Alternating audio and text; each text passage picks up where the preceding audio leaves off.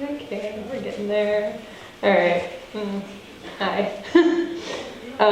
So my name is Grace, as I'm sure all of you know, because I've been here a really long time. Hi, Peter. So I've been here since 2005. This is my first day of kindergarten. And you can't really see them, but I'm wearing the same barrettes that I was wearing in that picture. Yeah, we're that sentimental. So at first, I didn't choose to attend Oak Grove. My parents chose for me to be here, as is the case for most young students. But later, I decided to stay here because of the relationships I had built here with my teachers and with my peers, because I recognized that I would probably be a much more developed individual if I continued my education here at Oak Grove versus somewhere else, or versus just leaving altogether. There are also cats on my socks and my shirt, and there are cats here too. So. Cats. So my first art is the art of caring and relationship, which to me means learning to respect yourself, the community, and the environment around you, and learning to respect the relationships you form while doing so. So my focus question I chose, in what ways have I given back to my school community? Because I don't always feel like I'm a huge part of this community because of how much time I've spent not here. I spend a lot of time dancing, as I'll talk about later. And so I felt like, yes, I've been here a long time, but I might not have been able to do as much as I would have liked to. So for my artifact, I chose my speech that I gave at the Tea.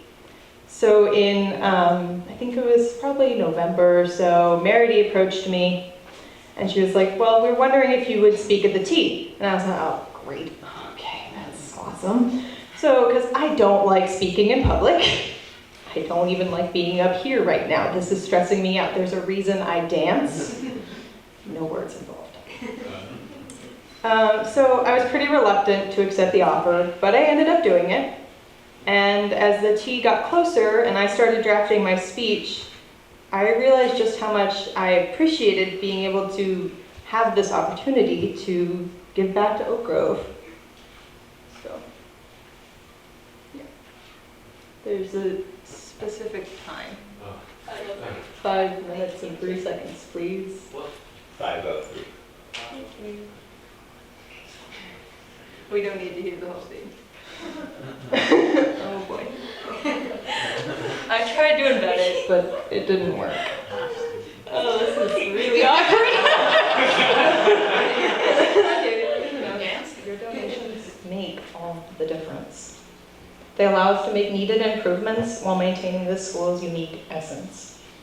They allow students like myself and others to be a part of this community, where they get more than just a college preparatory education, but an education on how to learn, on how to think, on how to question, how to appreciate the nature around us, and how to give back to the world that we all live in.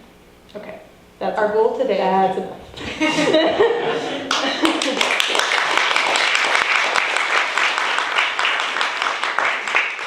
To be honest, I was more nervous just watching that than I was actually, standing here. Listen to me. Um, Let's go down to the. Yeah, I can do it. There you go. Okay, but we're not done at this slide yet. So I picked that specific portion of my speech because in it I talk about what makes Oak Grove so incredibly unique to me and why that is so important to maintain. Because Oak Grove is a special place, and I felt I needed to articulate just how special it is to me, and it seemed to have worked. I think we made our goal. I'm not entirely sure. Yeah, so moving on. So for my second art, I chose the art of communication, which to me means developing and exercising your methods of communication, and for me, this is especially when it comes to speaking, as referenced earlier. So for my focus question, I chose how has your ability to communicate improved over your high school career? So for those of you that knew me in freshman year, I was really shy. Go back even more and you probably won't even hear from me at all. But I used to sit curled up in a chair in the English classroom at the table closest to the door, also known as an exit route. And Paul would look around during class discussions, not that Paul, and I'd feel his eyes on me, and I'd either hide behind my long curtain of hair, which I have since cut, or I'd meet his gaze, and with like my heart racing and my eyes really wide with fear, I would like really slowly, barely raise my hand and then answer with like a question mark after my opinion instead of a period.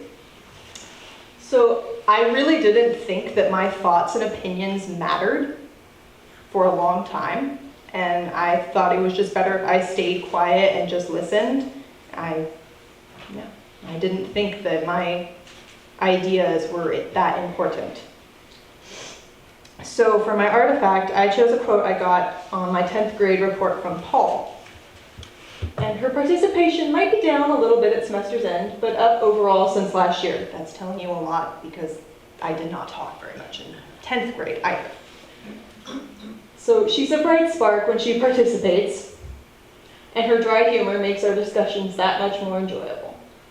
So I had to make it a goal in my conferences to actually speak up in Paul's classes. As you can see here, I had to speak up at least once per class.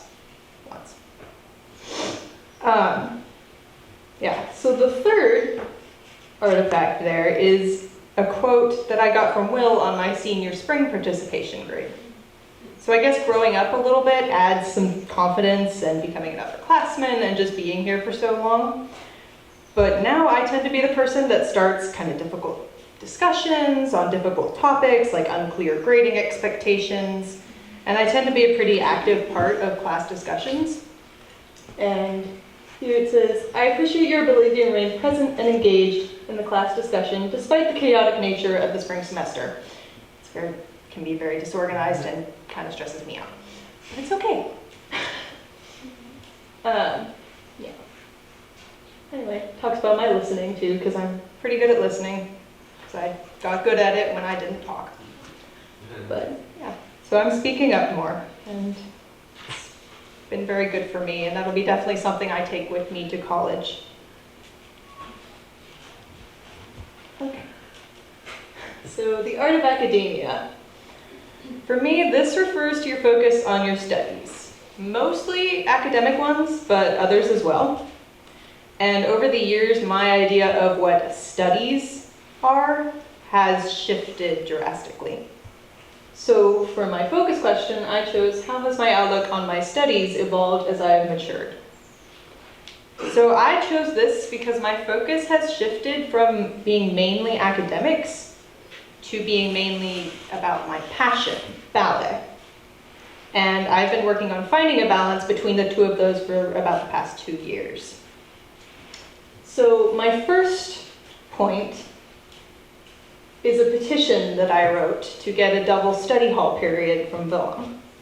This was in, I think, junior year or sophomore year before junior year. So I spend about 15.1 hours dancing every week. And by comparison, the average student here at Oak Grove spends about 10.4 in 2 electives and Fit for Life. So I spend about an extra 5 hours dancing every week. So 2 weeks ago, I had rehearsals every weekday. As we can see by my list of excused absences, I was gone a lot during the afternoons. And I would be at the studios from about 2 to 8 p.m. And I spent over 30 hours dancing that week. And yeah, I just wanted to try and illustrate just what a big impact ballet has on my life, because I feel like everyone knows me as, oh, that's Grace, oh, she's the dancer, oh, she does ballet. It's like, yes, I do ballet, and yes, I am a dancer, but I can't articulate enough that ballet is my life. And yeah, so time management has never really been an issue for me during high school because since like elementary school, I've been juggling ballet and school and driving there. Well, I'm not driving, I'm driving now, but getting there. I would do homework in the car, I would be in break, I'd be working, I got my resource periods and I would be working throughout those. I've always been pretty good at getting my work done and on time, and I have a pretty high academic standard that I've set for myself, which is another thing I've noticed about Oak Grove students, is they tend to have pretty high standards that they have set, no one else has set them for them. But this time management is something that is really important, and I would really encourage it in students here, because it is so valuable to be able to like schedule your time and be like, okay, this is when I can do this, this is when I can do that, this is when I can do what I love, and this is when I can rest. Because that is really important, because you need to find time for your passion, you need to find time for yourself, but you also need to get your life done, or not your life, but you know what I mean. There are things that we need to have done in our lives.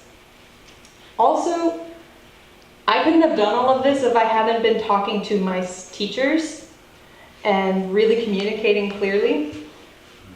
I've missed a lot of school because of ballet, and it's never really affected my grades. I've been able to tell my teachers, I will be gone this day and this day and this day at this time, or I won't even be here this entire day, and what is the homework? Is there anything you can give me in advance? All that kind of stuff is it's things that I've always asked of my teachers, and they've always been very willing to work with me. That is something that I really want you younger students to know. The teachers are so willing to work with you. If you have something that has come up, just talk to them. They will be helpful. They want to help you. Yeah. So finally, I have 2 videos from Giselle. That was our most recent performance, and I was Giselle. And this is the result of the many hours that I have spent in the studios. This is first act.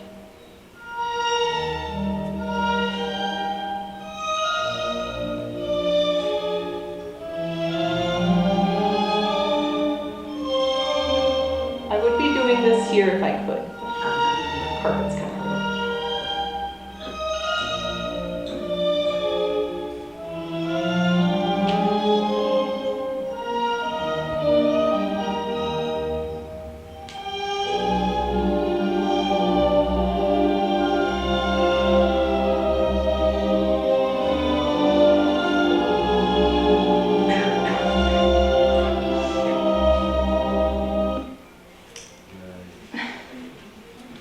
So that was the first act.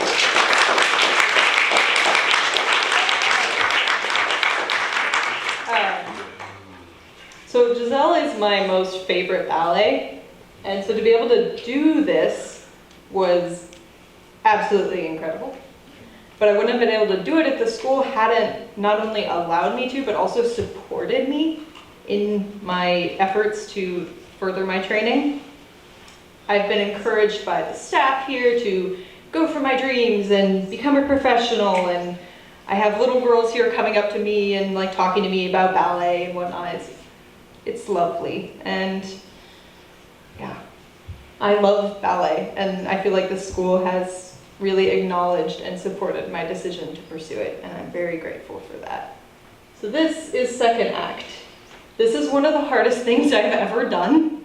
It's only 30 seconds, but it took probably over 3 hours to get every head angle, the jumps, like the quality of my jumps, the facial expressions, the eye angles, everything had to be perfect, because this is Giselle's first entrance in the second act, and it is so hard, but it is so much fun.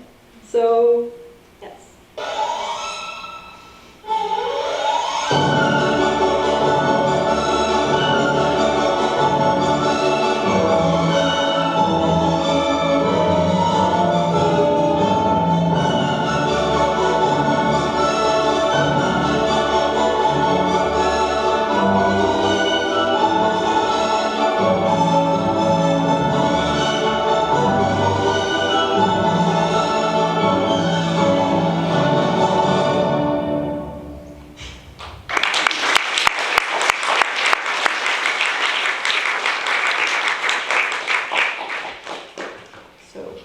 over 3 hours for that.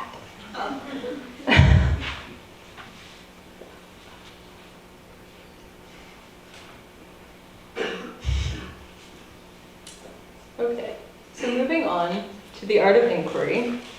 For me, this art involves questioning and reflecting on your own actions and decisions.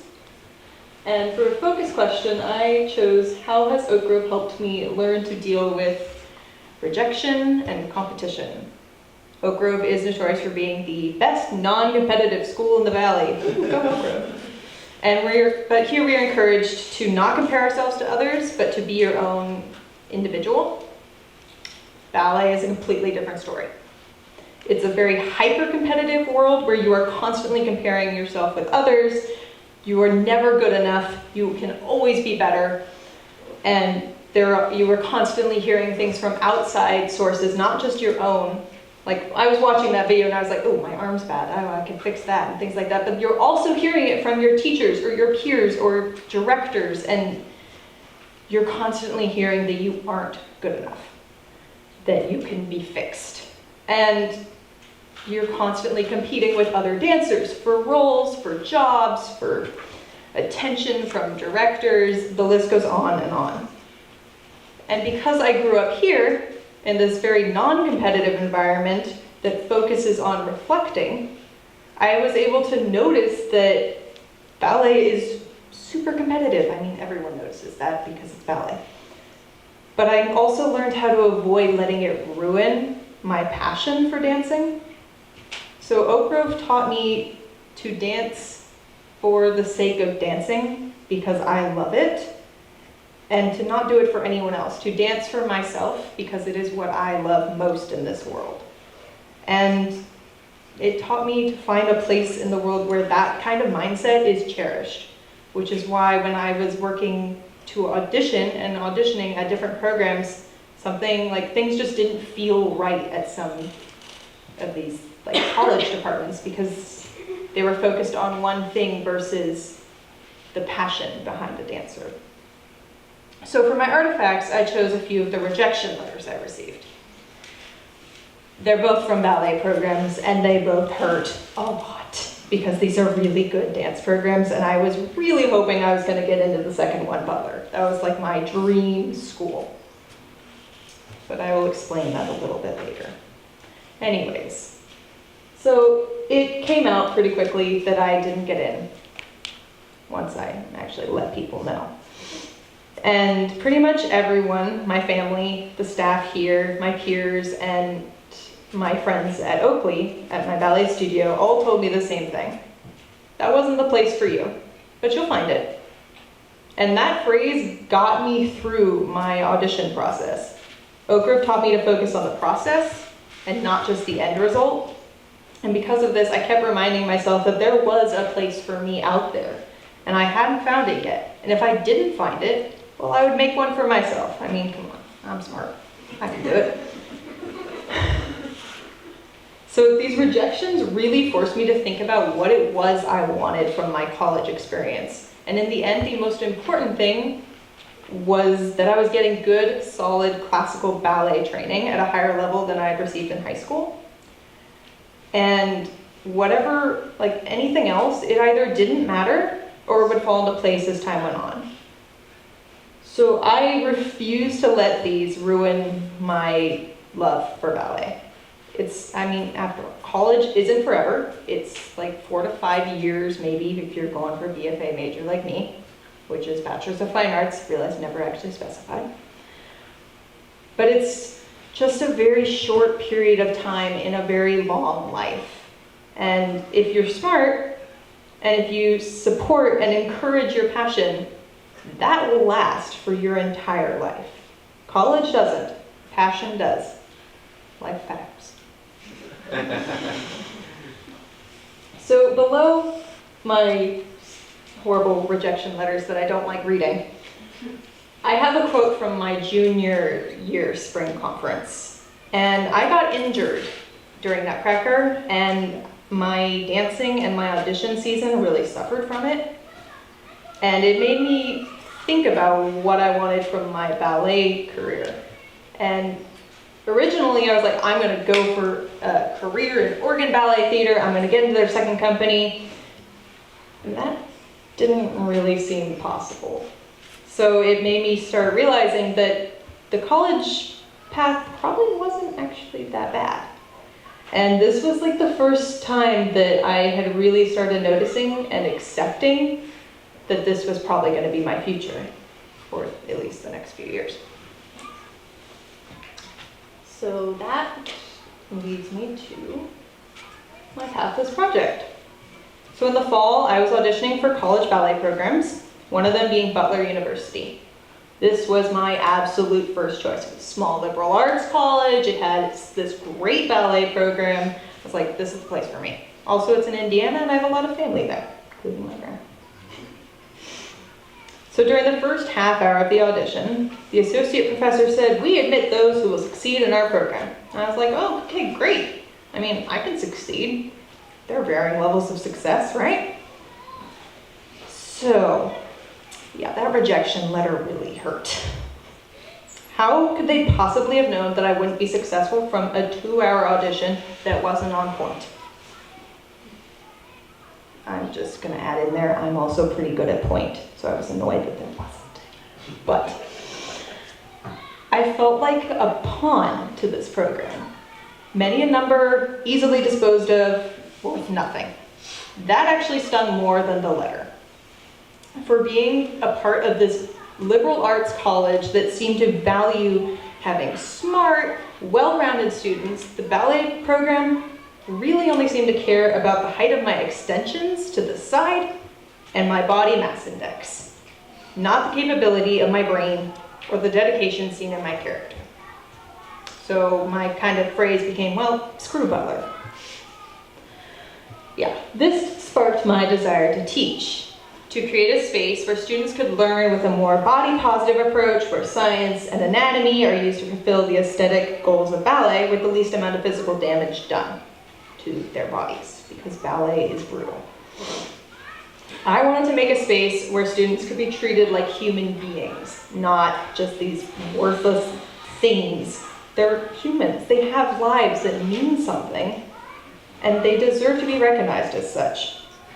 So I started doing research, and I found I wasn't alone. So I have 2 quotes. The first one, "The art form is plagued by destructive norms, a ballet-wide culture that is too often dismisses individual dancers as expendable, easily replaceable bodies." That summarizes pretty much my thoughts of the ballet world right now. The second one is, "The same culture that makes harassment possible in dance makes it uniquely difficult for artists to speak up. Students depend on teachers for validation and are taught to accept any rules or roles they're given without questioning them." That doesn't sound very Oak Grove, does it? So while I was reading this, I noticed this theme. Probably a lot of you have heard of the Me Too movement, addressing sexual harassment in the workplace. It's spread to the ballet world. It's very slow because ballet is weirdly traditional, but people are starting to speak up about the fact that positions of power are often held by men, that there's really unequal pay, that there's sexual harassment and emotional abuse, and that all of this is being dismissed as just being a part of, oh, it's just ballet culture, that's just how it is. No, it's not, it needs to change. Anyways, if you can tell, I'm determined to be a part of this. So for my Pathless project, I decided to teach. So for a week and a half, I taught these girls at my studio. And it was pretty challenging because I was managing their schedule, my schedule, and rehearsals all at once. And there was not very much time in the day. And so most of our classes were only about an hour and a half, and I never really got to everything I wanted to teach. But these girls still took everything I offered with like enthusiasm, and they worked so hard, and I loved them all to bits. So when I started this project, I was really nervous because I've never taught before. And I was like, what if the students don't like my class? What if they just ignore me? What if they have bad attitudes? What if I'm just a terrible teacher? What if I hate teaching? Oh God. Anyways, once I set the tone for the work ethic that I wanted and actually started teaching, the decades worth of experience that I've had taking ballet class every single day kicked in. And I was really pleasantly surprised by how much fun I had. So I realized that this project, it's something that I would absolutely love to do as a career. So I've always said that I will never be a teacher because both my parents are teachers, therefore my blood is cursed, and I want to break that cycle. Apparently I'm going to be a teacher. Surprise. So this July, actually, I will be teaching a 2-week point seminar at my studio. And if I hadn't done this project, I don't think I would have had the idea, much less the courage to talk to Kirsten, our studio owner, about it. And this project really made me realize just how much I wanted to work in education in the ballet field. And I'm really excited to go to college because I can further my training in ballet, possibly have a professional career that stems from that, and still study like pedagogy and kinesiology and all those really cool dance things that I'm super excited about. But yeah, that's my name under guest faculty. Yeah, I'm excited. And the girls are really excited too. I had like 3 of them come up and hug me and like, "You're teaching?" Mm-hmm. So moving on, I will be attending the University of Utah to pursue my Bachelor's of Fine Arts in ballet. So my current career goal is to have a professional career as a ballet dancer. And to do this, there are generally 2 paths nowadays. One, you go through a second company, which is a smaller company that's below the main ballet company. So it's like company, smaller company, school. And then the other option is to go through a Bachelor's of Fine Arts program in college. Towards the beginning of high school, college wasn't really something I planned on doing right after senior year. I was like, okay, well, I'll probably go study somewhere. Maybe I'll be a trainee or I'll get into a second company and I'll spend a few years there. Maybe I'll get a company job, who knows? But as I spent more summers away, I started noticing that dancers weren't really getting hired out of these second companies. There just aren't enough jobs. So I decided maybe I'll try the college path, see where that takes me. So I started looking into Bachelor's of Fine Arts programs. Now the University of Utah had already been on my radar because previous dancers had been there from my studio. I almost went there for a summer. And yeah, so when I didn't get into my top 2 choices of BFA programs, and I realized I wouldn't hear back from Utah until the spring. I started auditioning other places. I went to 2 schools in Maryland. I got in, I got some scholarship offers, but I didn't think the caliber of ballet dancing there was quite as high as I had hoped for. So I was feeling a little dejected. And then in mid-February, I got into Utah. So I decided I was going to Utah. No, I'm not Mormon. So the ballet-focused program there is one of the top in the country, and I felt that with my current goals, this school would leave the most opportunities open for me. And at first, I really didn't like the campus. I preferred the liberal arts college campuses. I really loved Lewis and Clark, wanted to go there so badly if they'd offered a high-caliber ballet program, but alas, they did not. So I went to Utah. However, the ballet building at Utah is the most beautiful of all of the ones that I visited. And every studio is beautiful, which is not something you come across very often. So that right there is one of the studios, and it opens up to this, like some of the other buildings in the back, but there's like a tree growing. It was snowing while I was there, and it's very bright, and it's gorgeous. And I'm so excited to spend 4 years there because I've spent my last decade training in a warehouse that has been converted to a ballet studio. Yeah, not great. And I was really worried because the University of Utah is a huge public university. But I'm pretty sure it'll be fine. Oak Grove teaches really good communication, and they value inquiry and the acceptance of differences, and I know that I will take all of that with me to college, and I will find my people. Actually, I already have, sort of. I've been in contact with my roommate, who coincidentally is also named Grace, but she's an art major, and I've also been talking with a lot of the ballet students there. We've all kind of found each other, and we have this big group text. And we're all like, oh, so what are you doing here? Where are you from? All this, that, and the other. And I've already kind of found my own community in this giant university. So I know in the end it'll be fine. Sorry, I'm just excited. So for my final artifact, I have 2 pictures. The first is of my class on Turtle Rock from 2005, and there's Krista. And the second is of my class from 2018, also on Turtle Rock. To me, this encapsulated my experience at Oak Grove, because when I think about all the really special memories I have on this campus, they involve nature. The olive tree in the upper elementary playground where we ate snack in 4th grade, the sitting tree in the Lost Meadow where we read in 1st and 2nd grade, Turtle Rock where we took class photos and played Predator Prey, the bush in the Oak Grove that doubled as a house for the entire 5th grade. Nature is really important to me, and I owe that to Oak Grove.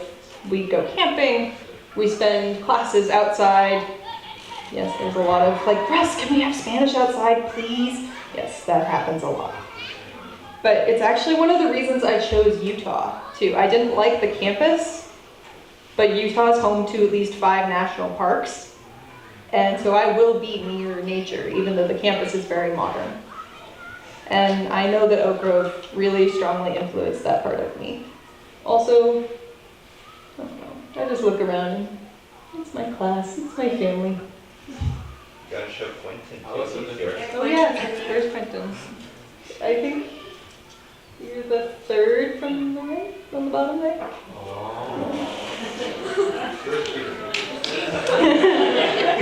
Thank you.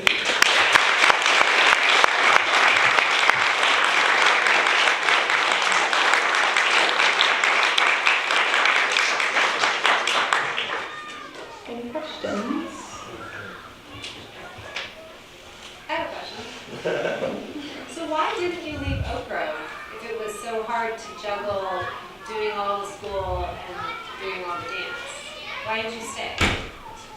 Well, I could have gone to Foothill, probably. I could have gotten in and I could have been done at 1 and I could have memorized a bunch of facts and taken a bunch of tests and been done with high school, but I don't think that's all there is to an education. And at Oak Grove, you learn more on how to learn, as I mentioned in the T speech. Like, you learn how to learn. You learn how to think, and you learn how to question, and you learn how to be an individual. You're encouraged to be so, and I feel like that's just not present in a lot of other schools. So this place is very special, and you get a very unique education here, and a much more thorough education on how to be an individual versus just being a student who memorized a bunch of facts. Ashton, did you have a question? Yes, this is a very silly question, but which one is you in that picture? That's me.